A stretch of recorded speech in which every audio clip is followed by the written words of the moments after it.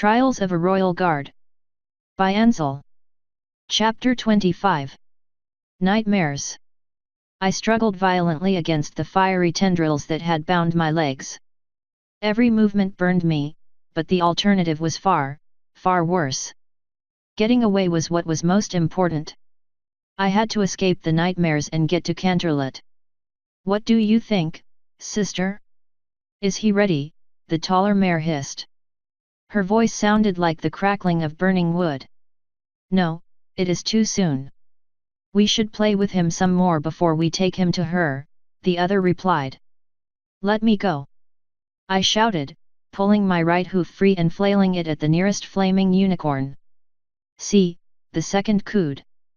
This stallion has a lot of fight in him still. Don't worry, stallion, eventually you'll come around. Now, how about a little kiss? She leaned towards my muzzle, her vacant eyes spilling flames everywhere. No. No. Get away. There was pressure on my chest and a light shaking.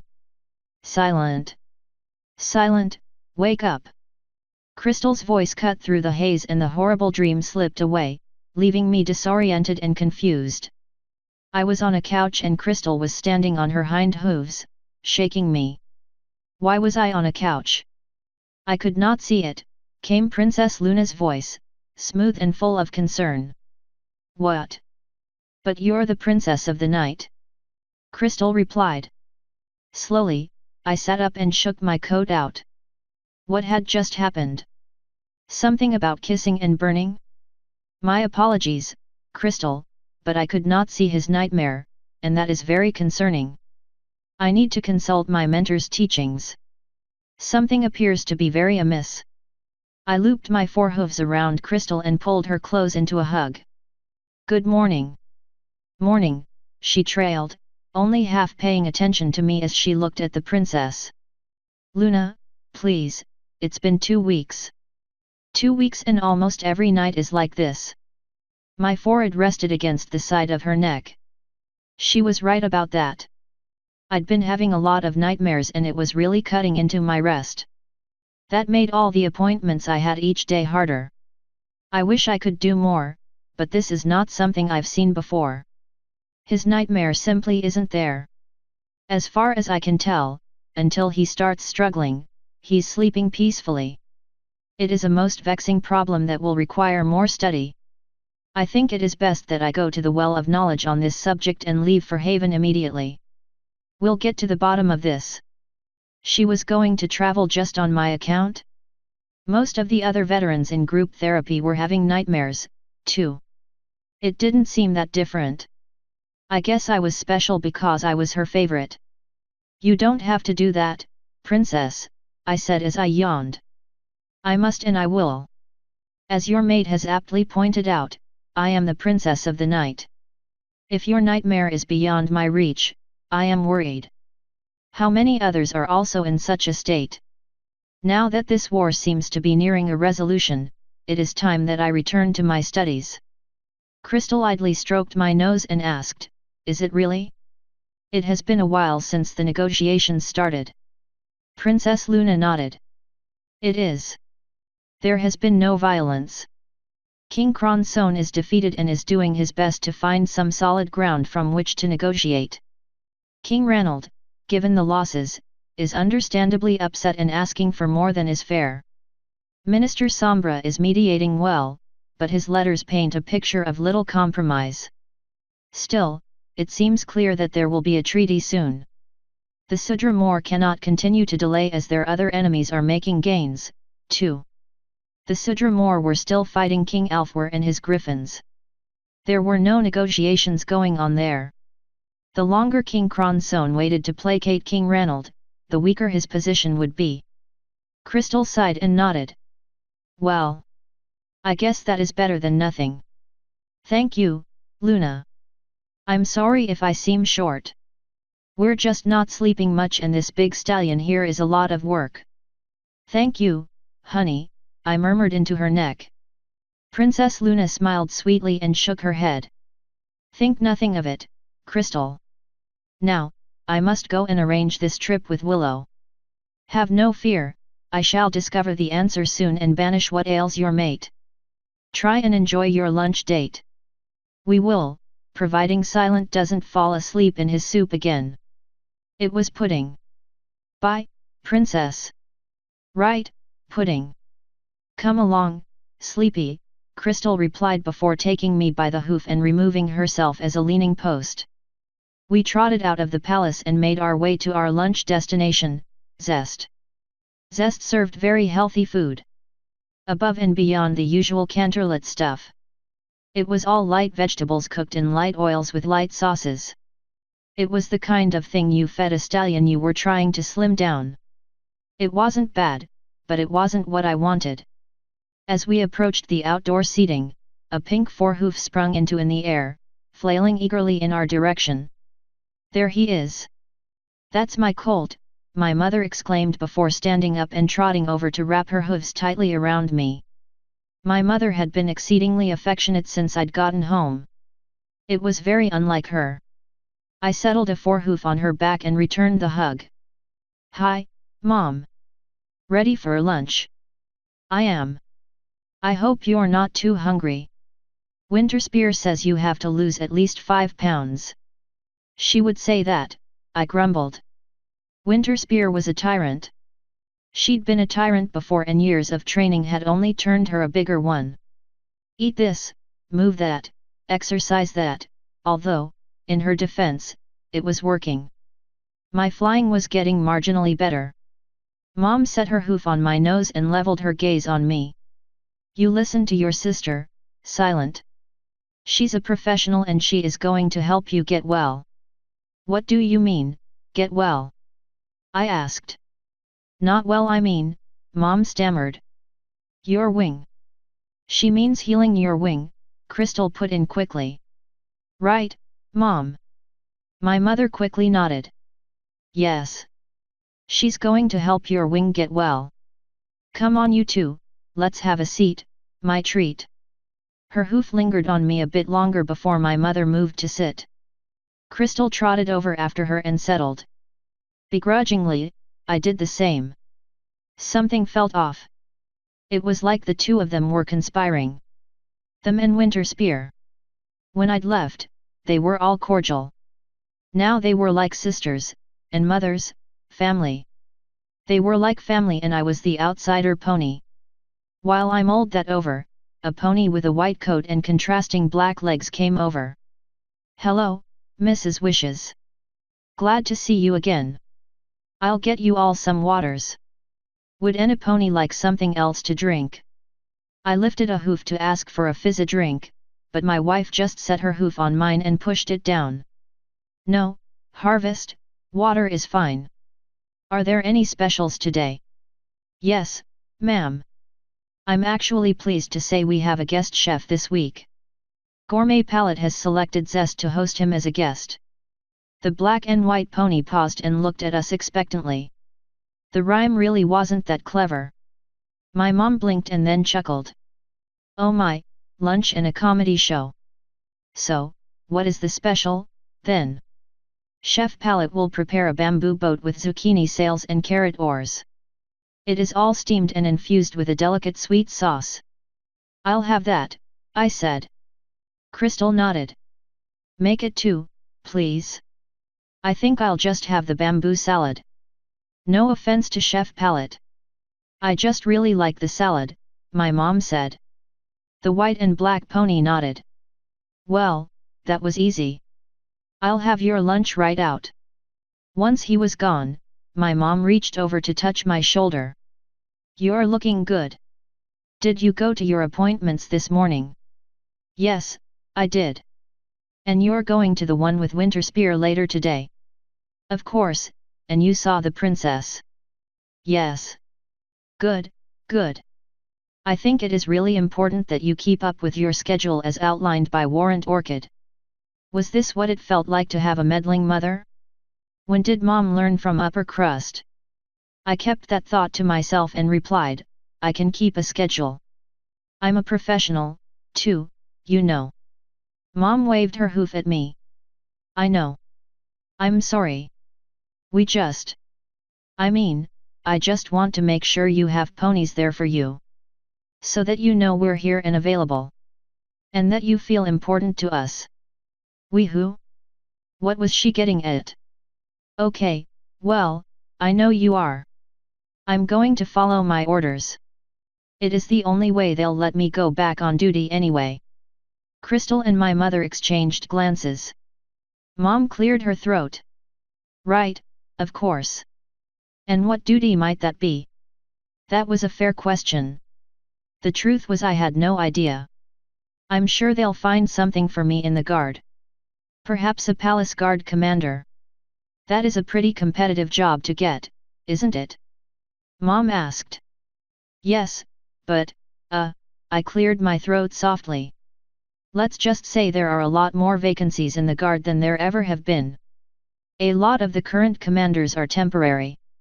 Ponies filling in while the more skilled officers were away. Of course, a lot of them aren't coming back. So, I trailed, my eyes suddenly finding the table. Poor ponies. They were still over there. At least the ones that were still alive. The fighting had stopped, but who could know what was going to happen next? And that still didn't change the fact that so many had died. I was hoping to benefit from their deaths. How terrible. What kind of pony was I? A hoof settled gently on my back. Silent, I looked up to find Crystal and Mom staring at me with concern. It's going to be okay. Let's change the subject. Are you going to start playing your games again now that you're home? My mother asked. Games? I hadn't played a decent game in a long time. That would be fun. I don't see why not. Crystal smiled and nudged me. Well, I'm glad you said that, because I started the group back up. It's just been missing its leader. My ears flicked. Really? She nodded. Then I guess, yes, I'll be playing my games. I have to imagine there are a lot of new ones now. I'm sure you'll find something interesting, my mother said before leaning back. Now, can we talk about Grand Foals yet? Is it too soon? Yes, too soon. I heard myself squeak. Lunch. Lunch is coming. I pointed a hoof at the pony bringing out bamboo boats. Thank goodness for food. Mares with food in their mouth couldn't suggest scary things. We ate in relative peace. Mom and Crystal prattled on about Canterlot fashion, local politics, and some other mundane aspects of their life. How's the foundation? Crystal asked. Oh, doing so well. We've got more volunteers than ever. We delivered over 200 meals last week. The veterans were so happy to see us, too. I'm just shocked there are already so many. I'm really worried about what is going to happen once they start shipping them home. Crystal pondered that. Well, the next wave won't be wounded. Physically, I mean. So things like getting meals prepared probably won't be as big of an issue. Still, I see your point. We should probably talk to the mayor and General Windancer. Canterlot needs to be ready. You're right. My mother's eyes lifted and she smiled. And there is my next appointment. I hadn't been paying full attention. I'd snuck what was left of Crystal's boat over to my plate to eat. There wasn't enough food for me around here. When I looked up I spotted Dot bouncing our way. When she reached the table, she kissed my cheek. Hi, Silent Night. Then she hugged my mother. Hi, Grandma. Then she hugged Crystal. Hi, Auntie Crystal. I practically choked on the bit of carrot or. Grandma? Auntie Crystal. All of the mares looked my way and Crystal patted me on the back. Ready to go shopping, sweetie? My mother asked. You bet. This time I'm buying, though. I saved up from my shifts at the botanical garden. I want to get you a fancy hat. Dot said sweetly. Oh, well, when in Canterlot, my mom replied before standing up. She settled bits on the table and leaned down to kiss my cheek. I'll come check on you tonight. I love you, Silent Night, See you later. Bye-bye, Crystal. Bye, Mom, Crystal said, waving. Bye. Cheered as the pair wandered off. This was weird, right? This was definitely weird. I mean, I think it was weird. Who is that mare pretending to be my mom? That isn't the wallflower I knew. Although that is the Dot I remember, and Crystal would make a great aunt. Come on, sweetie, it's time to go. I want to get you back for a little nap before you head off for more physical therapy. Sure, I replied before getting up. A nap like a foal. It was kind of silly. Of course, it meant snuggling with my wife and getting a little sleep. I almost never had nightmares with short little naps. So that was nice. Crystal and I trotted through Canterlot on our way back to our condo. My head swirled with a million thoughts about my mother being so affectionate, the push to have foals, and still trying to just adjust to being back. We made the turn onto Main Street and barely got past 2 stories before some pony called from behind us, "Silent Night." The voice was familiar. Very familiar and somewhat frightening. We turned around to find Exemplar Feral standing in the middle of the street, staring at us. In the sun, her white coat and golden mane seemed to glimmer. It was either that or the reflection of the light in the silver balloons that floated above her, the strings tied to her horn. "Exemplar Feral," I replied cautiously. "You are home, how lovely." "The war is over then?" she asked. Didn't she know? "No, not yet." "Weren't you there?" The exemplar's head tilted, pulling the balloons a bit and forcing them to bob. "Yes. The Exarch sent me home to mind the temple in her absence. She felt my presence was unnecessary after you showed up with all of those dragons and wiped out the defenders in the valley." Crystal softly gasped. "What?" "Silent Night rode on the back of an obsidian dragon, led her brood in an attack, and wiped out the opposing army in a matter of minutes. It was an astounding act that I did not foresee," the exemplar stated unnervingly plainly. "Did you not know?" "No, she didn't. The details of that battle haven't been circulated yet," I said, fear starting to cover me. "What would Crystal think?" "Oh, my apologies, Silent Night. It's okay. I guess we should be going." I took Crystal by the hoof and started to lead her off. She looked confused and deep in thought. "Actually, could you not leave just yet? I am in need of assistance and here you are." It is fortuitous.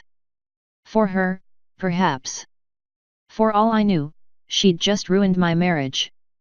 How do you explain convincing dragons to fight for you to your wife? Still, if the exemplar needed help, that had to be serious. "All right, what can we do for you?" I asked, idly eyeing Crystal, too frightened to look directly at her. I foolishly took on the task of orchestrating a birthday party for the priestess Myri. I felt that after my experiences in Nordenver, I would be better equipped to be outside of the temple walls. "I am not. Can you two help me with this? I know Crystal Wishes is a well-respected pony about town and could certainly lend her hoof." Crystal looked from me to Exemplar Feral and then back. She shook her head, as if clearing her thoughts. Perhaps this was a suitable distraction. "What?" Okay, I guess. Silent has an appointment later, though. He'll have to leave at some point to be on time for that. Is that all right? Of course, any help is a boon. I understand birthdays require balloons, cake, and favors. Myri is partial to the small ponies that I sometimes see ponies outside of the walls carrying. If Crystal was upset, she was doing a better job at hiding it than I was. My wings were twitching. I tried to focus on the seemingly random task that was suddenly placed in front of us. The exemplar needed help with a party. That hardly seemed earth-shattering. Small ponies? Do you mean a foal? She wants a foal. Exemplar Feral stared at me. Silent Night, I know what a foal is and how they are made. Do you not recall how you once told me that you enjoy practicing to have foals with Crystal Wishes? Do you and she not still practice? I'd stuffed my hoof over her mouth. Crystal was staring at me with wide eyes and bright red cheeks. Honey. I felt my cheeks got hot. We were at war. Crystal cleared her throat loudly and pulled my hoof away from the exemplar's muzzle. They're called pointy ponies. It is the latest fad in Canterlot that was set off by a new comic strip in the paper. How would a unicorn priestess know about them? The exemplar wiggled her nose. Myri struggles with detaching from the world outside. I see no harm in allowing her a pointy pony. Come, let us go find this pointy pony, a cake, and some balloons. You have balloons, exemplar, I said. Pardon. You have balloons. She shook her head, the balloons being tugged by the string. This is not so, Silent Night. It is unlike you to lie. I pointed a hoof at the balloons floating above her. The exemplar's eyes tried to follow where I was directing. She turned a few circles. I do not understand. Crystal encircled the balloons in her magic and pulled them down to eye level. You have balloons tied to your horn. Exemplar Feral blinked. And so I do. My apologies, Silent Night. I should not have been so quick to accuse you of lies. It is a wonder how those balloons found themselves on my horn. Perhaps it happened when I predicted that mare in the shop would have triplets next year. My wife leaned in closer to me and whispered, is she always like this? This is tame, she hasn't yet delivered some vague and ominous warning. And then it was clear to me that the stallion working with her was her brother and not her husband. Which was an awkward enough mistake. Then she told me quite heatedly that she was more interested in ponies like me, only not as weird. To which I replied, temple ponies, unicorns, or mares. Crystal blinked and hid her mouth behind a hoof, a soft giggle escaping. That is when I was standing on a narrow stone bridge looking down into a gaping tear in the earth while a chill wind swirled all around me. Some pony was shouting for me to gallop away, but I couldn't. I went the other direction to face the darkness that was my destiny. Then I was here. Her eyes focused on us. Where are we? Main Street. Main Street. She looked around and spotted a street sign, then bobbed her head. How clever. Ponies and their puns. All right, what's next? Let's get you back to the temple grounds. I think that might be for the best. Crystal and I can take care of the cake and pointy pony. Exemplar Feral shook her long golden mane. No, I must face the darkness. I cannot abandon my duty or my companion, Silent Night. Let us go to the place of cakes. She started trotting off down the street and then came to a stop. Where does a pony find a cake? How was darkness related to a party? Did she have some sort of vision midway through her explanation? I took a deep breath. Sunridge Sweets. I then whispered to Crystal, if we don't take her, she might be stuck out here on her own for days. Agreed. Come on, we'll get a cake and then find a pointy pony. They sell them everywhere. Crystal started to follow after the exemplar but stopped before she got halfway to her. She looked back at me. Did you really ride a dragon into battle? Idly, I rubbed the back of my head with a hoof. Yeah. Busted wing and all, she nodded and took a soft breath. Silent, I know what war is. I didn't when you left. I didn't understand it, no pony really did. Then we started hearing about the awful things that happened over there. Crystal slowly shook her head. Whatever happened there, whatever you did, it doesn't matter to me. It isn't going to change us and you can't be afraid of that. I promise you that I'm not going to abandon you because you did your duty. I know you killed. I also have no doubt that you didn't do anything more than necessary for you to survive. What matters is that you're here now. You and me together once again. You kept your promise, and I can't thank you enough for that. Now, come on, let's put all of that behind us for the time being and save this unicorn from herself. My heart melted in my chest and I felt heat on my cheeks. It was all I had wanted to hear and I believed her. I trotted to Crystal's side and leaned gently against her before nuzzling her cheek. "Thank you." Crystal was full of surprises. So much had changed since I'd returned, but, when it came to my wife, I actually liked it. Her strength was something I was going to need to rely on. It just made me wonder all the more about what had happened while I was gone. Author's note: there is nothing more fun than sneaking in little things and seemingly innocent scenes. If you are enjoying this story, please consider taking a look at Crystal and Maya's website quillandblade.com for extra content such as mini stories, an Ask Us form to submit questions, responses to said questions, and special rewards for the awesome folks who support our Patreon. End author's note.